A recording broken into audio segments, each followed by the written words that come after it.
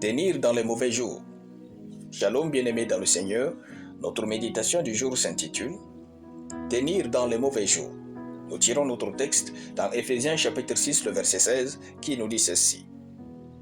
Prenez par-dessus tout cela le bouclier de la foi, avec lequel vous pourrez éteindre tous les traits enflammés du malin. Alléluia.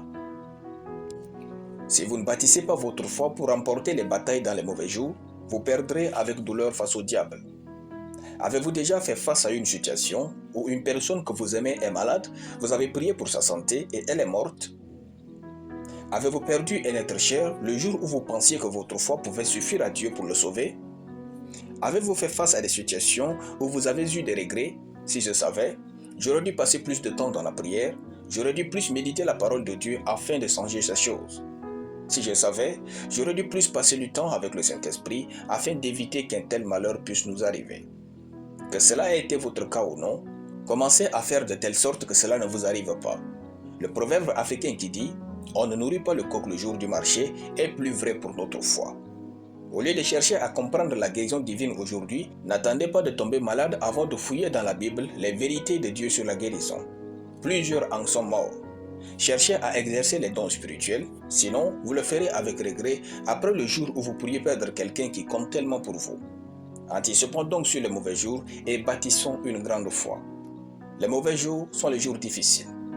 Les mauvais jours sont les jours où Satan attaque de tous les côtés. Les mauvais jours sont ceux où les circonstances sont contre nous. Les mauvais jours sont les jours où nous n'avons presque personne autour de nous. Les mauvais jours sont les jours où la mort est dans les parages. Les mauvais jours sont les jours où nous avons l'impression que l'enfer habite notre vie. Les mauvais jours sont les jours où nous ne faisons que résister et exister sans attaquer et vivre. Si vous voulez sortir victorieux des mauvais jours, commencez aujourd'hui à lire, méditer, étudier la parole de Dieu pour avoir une forte foi. C'est la lumière emmagasinée dans les bons jours qui nous fait vivre les jours ténébreux avec clarté. Gloire à Dieu. Nous allons prier. Père, je te rends grâce pour ta parole. Je déclare que je bâtis ma foi pour tenir dans les mauvais jours et éteindre les traits enflammés du malin au nom de Jésus. Amen. La lecture biblique en une année, Nombre chapitre 9 à Nombre chapitre 11. Soyez bénis, c'était le pain du ciel.